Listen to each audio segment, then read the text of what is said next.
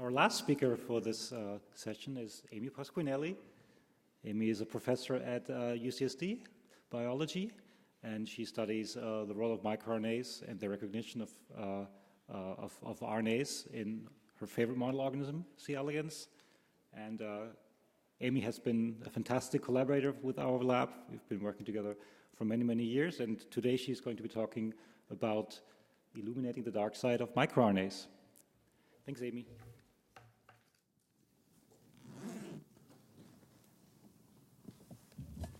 All right, so first I want to thank the organizers for inviting me to participate in this really unique conference. So my lab studies these tiny non-coding RNAs called microRNAs. We're interested in understanding how microRNAs are expressed at the right time and in the right place in the context of a developing organism.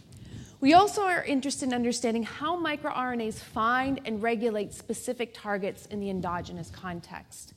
Now, these are important questions because misregulation of specific microRNAs has been linked to numerous human diseases, and matching microRNAs to physiologically relevant targets remains an outstanding problem. So the story I will talk about today actually deals with this second question. How do microRNAs find their targets in vivo?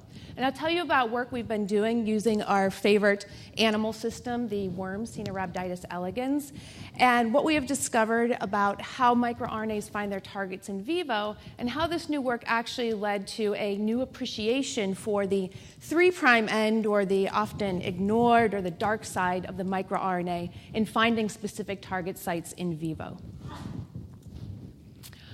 So another reason why we use C. elegans worms as our favorite animal model is that the very first microRNAs were actually discovered as genes that regulate development in C. elegans.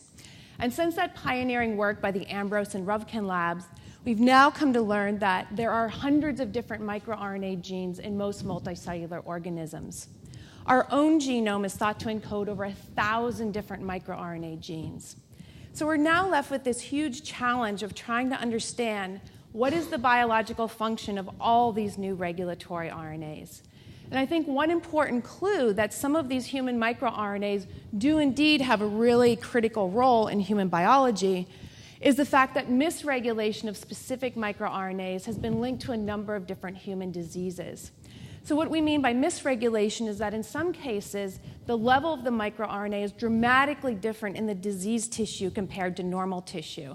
And in other cases, the ability of the microRNA to bind and regulate its targets is the problem. So an important question in thinking about the role of microRNAs in disease is to be able to know what are its protein coding targets. After all, it is misregulation of those target genes that's contributing to the disease phenotype. And so really this basic question has driven a lot of the research that we've focused on in my lab over the past couple years. And so what this question really comes down to is, how do these microRNAs find a specific target site in vivo? And this is a really difficult problem because in animals, these tiny 22 nucleotide microRNAs only use partial base pairing to find their specific targets. And they need to do this within a large context of RNA, not only in the target that it's looking for its specific site, but all the RNAs that are present in the cell that potentially have these specific sites. The complex also needs to do this in competition with other RNA binding proteins and potential obstructive secondary structures. Now, fortunately, in the past few years, a few features have emerged that are really the basis for these target prediction algorithms in trying to predict what microRNA recognizes particular sites.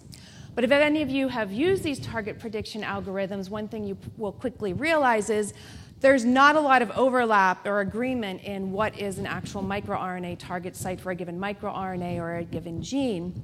And I don't think this is really a fault of the computational approaches that are being attempted. I think what it clearly means is that there's a lot more experiments and biology that needs to go into defining what makes a really good microRNA target site that's going to function in vivo. Because even when we see a target site by in silico that looks really good and all of these predictions will pull that one out, how do we know that's even going to be accessible in the endogenous context? So really, another problem also is that we've come to realize that these microRNA target sites are not only in protein-coding messenger RNAs, but there also are many sites in non-coding RNAs. And often when the microRNA complex binds these different kinds of non-coding RNAs, it results in unusual regulatory consequences. For example, several years ago, we found that in C. elegans, the LET7, the mature LET7 microRNA, actually binds to a sequence in its own primary transcript. And in doing so, it recruits Argonaute to the primary transcript that then promotes its own processing through this unusual autoregulatory feedback loop. So really, the goals that we have for this problem are to be able to recognize without any preconceived notions the specific microRNA target sites, where they exist in any type of RNA, and also not have a preconceived idea of what kind of pairing patterns we're going to expect to have.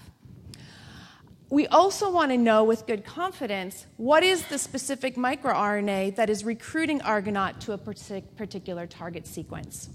So one of the methods that we have been using to try and answer this question in the endogenous context is the CLIP methodology that was first developed in Bob Darnell's lab. So a very talented graduate student in my lab, James Broughton, actually adapted this method to C. elegans. And essentially what it allows us to do is to take live worms, treat them to UV light, which will then kill the worms immediately, but more importantly, cross-link RNA to protein. We then use an antibody to immunoprecipitate the RNA protein complexes we're interested in. And in this case, Argonaute is the core factor in the microRNA complex. And so we pull out all the RNPs that contain Argonaute. And then through a various series of biochemical steps, what we're then left with are libraries that consist of the RNA sequences that were protected because they were directly bound by the Argonaute complex. And normally what this results in are, of course, microRNAs themselves, and then separately presumptive target sequences. But as James started to look more carefully into his sequencing reads, what he found were thousands of examples where the sequence actually consisted of microRNA and presumptive target sequence. So these so-called chimeras are actually the result of a step during the biochemistry and the CLIP methodology. And previous groups have actually published protocols to try and promote chimera formation. And so the Tollervey group, Brzezinski, and Darnell lab. Now, I have to admit that in our CLIP protocol, we actually did nothing special to try and promote the formation of these chimeras. Yet the percent of our reads that ended up being chimeras is the same exact range that these groups have identified.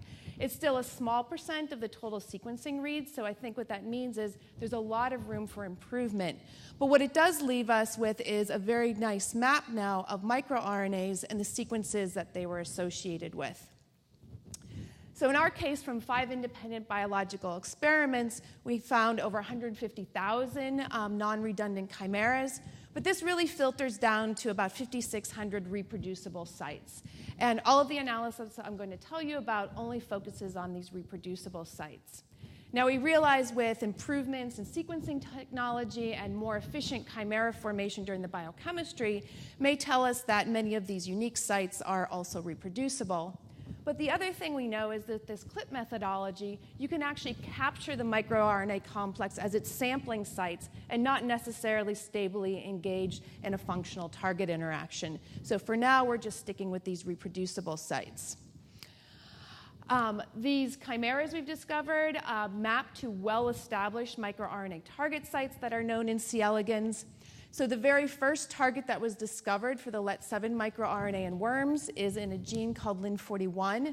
In the 3' UTR, there are 2 LET7 predicted target sites. And if we just look at the CLIP data for binding sites for Argonaute, we see 2 beautiful peaks that land on top of these LET7 sites.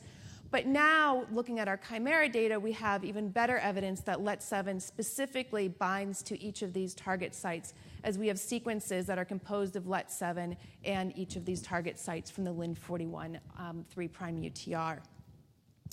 Now, the majority of our chimeras do map to mature messenger RNAs, in particular 3' UTR, but also a large fraction encoding exons. Now, we do get reproducible target sites in these non-coding classes of RNAs, and even though these are reproducible, we still think that some of these, such as the really abundant RNAs like ribosomal RNAs, are probably still background that's coming down in these experiments. However, there's other examples in here, in particular some snow RNAs, where we see binding to one specific site in the RNA and to only one species of microRNA. And so we think there's probably some really interesting biology in these chimeras that are formed with some of these non-coding RNAs, and we just haven't delved into that further yet. So one important question is, are these chimeras, so is the binding of the microRNA complex associated with regulation of the target? So normally, when the microRNA complex binds to target sequences, this usually results in translational repression and ultimately degradation of the messenger RNA. So we would imagine then, if we looked in an Argonaute mutant background where this targeting is lost, this same exact messenger RNA would be expressed at higher levels than what we detect in the wild type case. And so we were able to then look on a genome-wide scale as to whether there was a change in messenger RNA levels that correlated with binding sites. And so what we found, if we only looked at genes that had binding sites in their 3' UTR, there was a very significant degree of upregulation. So we're looking at Argonaute mutants versus wild type. And so we would expect increased messenger RNA level, which the shift to the right in the cumulative distribution plot means here. Curiously, though, if we looked at transcripts that only had the target sites in the coding exons, we actually see no significant change at the messenger RNA level. So at the very least, this suggests that targets that have these kind of binding sites don't seem to be regulated, at least at the level of mRNA stability on a genome-wide scale. When we looked at these chimeras for whether they were enriched for particular motifs, it was very satisfying to see that by far the motif that was only found in each individual chimera was actually the ability to bind to the 5' N or the seed region of the microRNA to which it was attached. In fact, about 70% of all of our chimeras have some form of seed pairing capacity. But then when we look more closely at potential pairing of the microRNA that was attached to its target sequence, this actually divides into 7 different pairing patterns. So what you're looking at here is the microRNA going from the first nucleotide to the end, and the black boxes indicate pairing to the target sequence to which it was attached.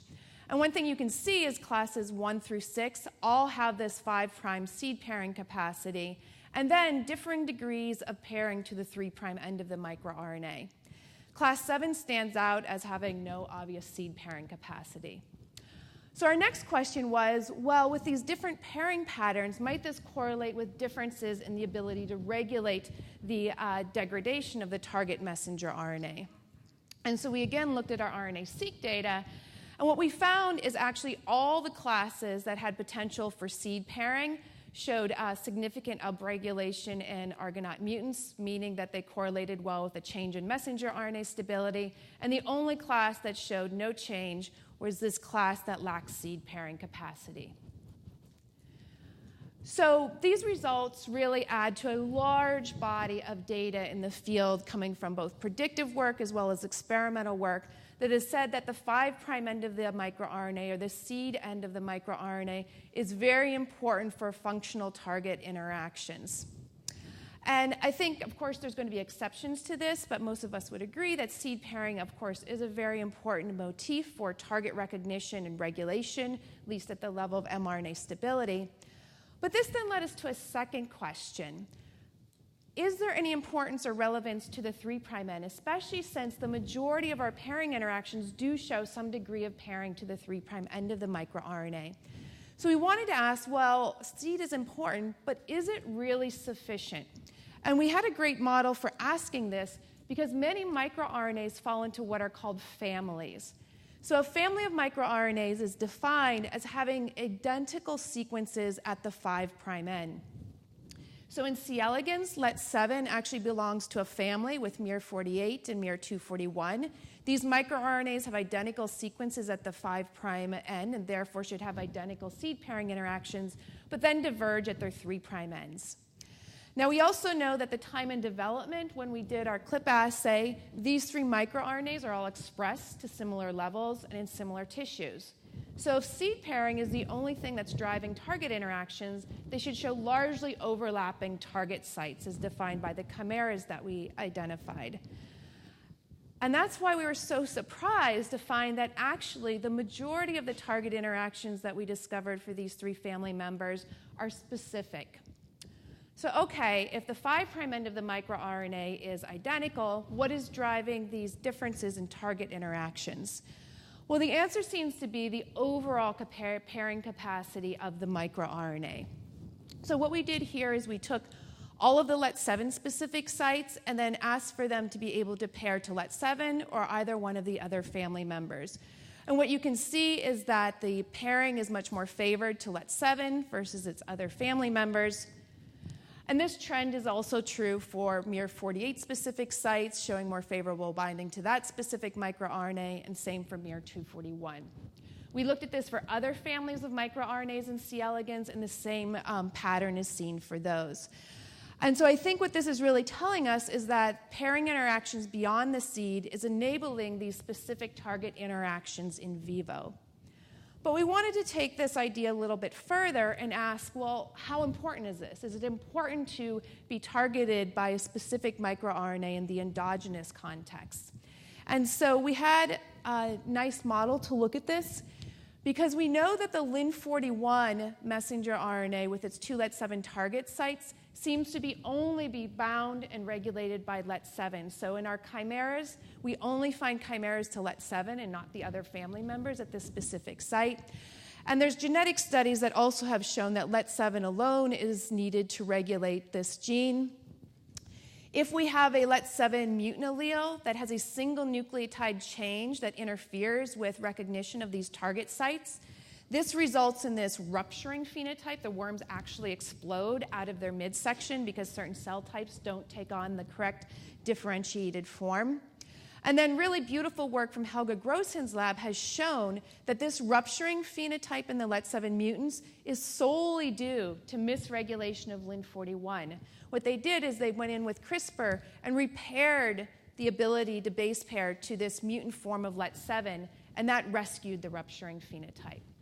So we then wanted to ask, could we actually switch the targeting specificity for this gene so that now one of the other family members would be predicted to regulate it?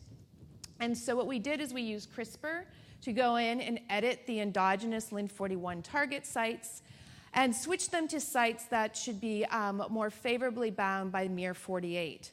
Now, one thing that's important in these designs is that the 5' end pairing, that seed pairing, is identical for all the LET7 family members. So if seed is all that is needed, any of the microRNAs should be able to work. And really the only difference here is that the 3' end is now more favorably bound to miR-48 than to LET7 as in the original context. And so, as you would imagine, in wild-type worms, where the normal Lin41 target sites are able to be recognized by LET7, you get healthy adult worms. However, in the LET7 mutant background, these worms rupture and die because there's no targeting and regulation of Lin41. But now, when we have edited those sites, these LET7 mutant worms are almost entirely the phenotype is suppressed.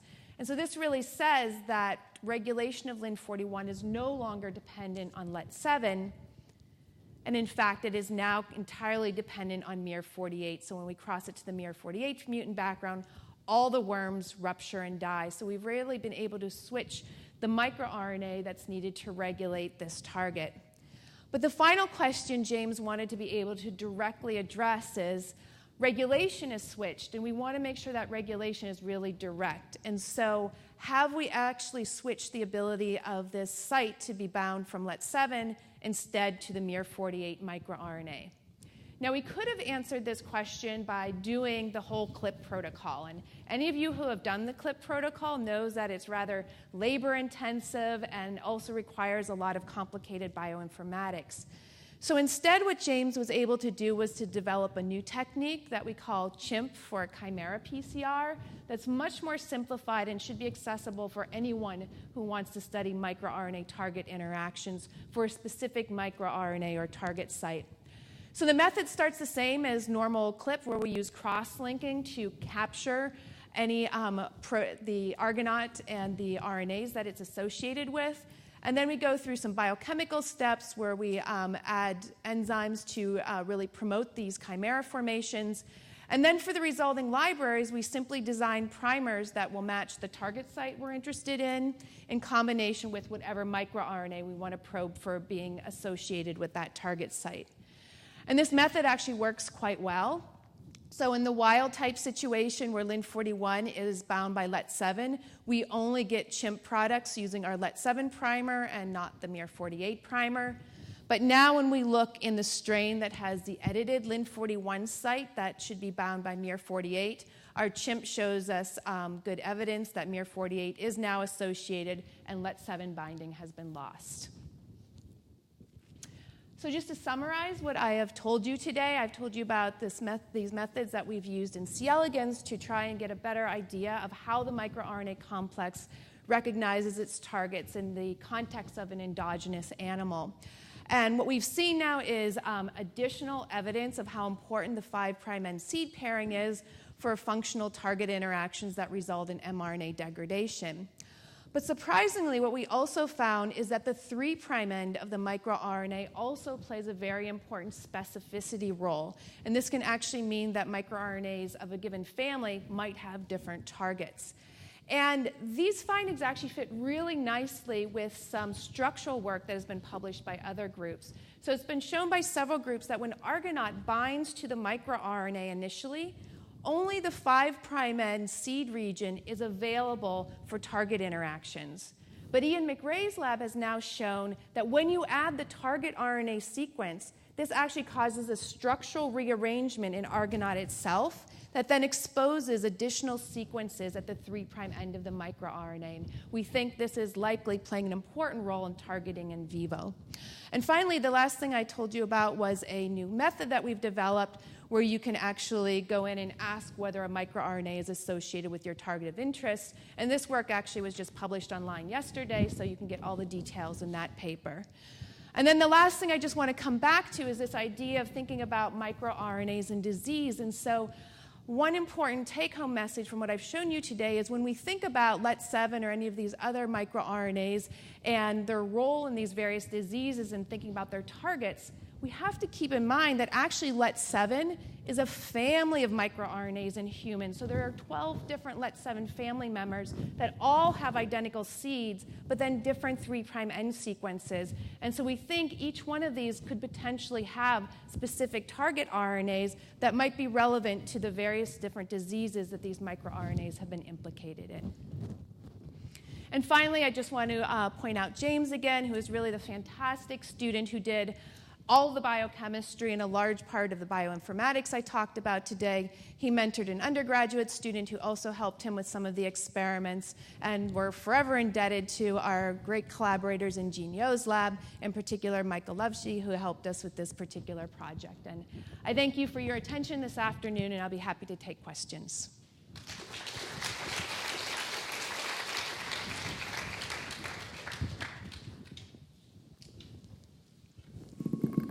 Questions for Amy?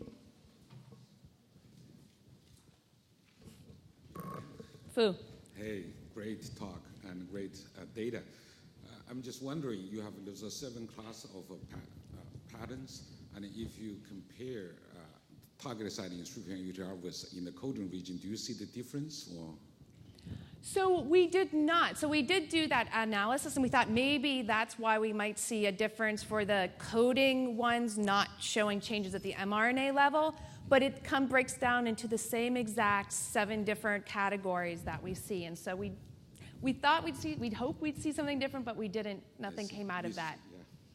One thing I do want to point out, though, in not being able to see or even distinguish among those 6 that have varying degrees is that we're really getting the tip of the iceberg of the chimeras. So these are probably the most abundant and easiest to detect target interactions. There's probably many, many more that our statistics would change if we were able to capture them as well. And so we're working hard to try and improve this methodology.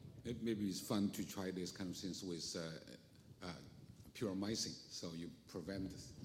Right, so there's a variety of different things, especially if we specifically want to look deeper at those coding-bound sites. They are reproducible, and many of them form thousands of chimeras, so there's something going on.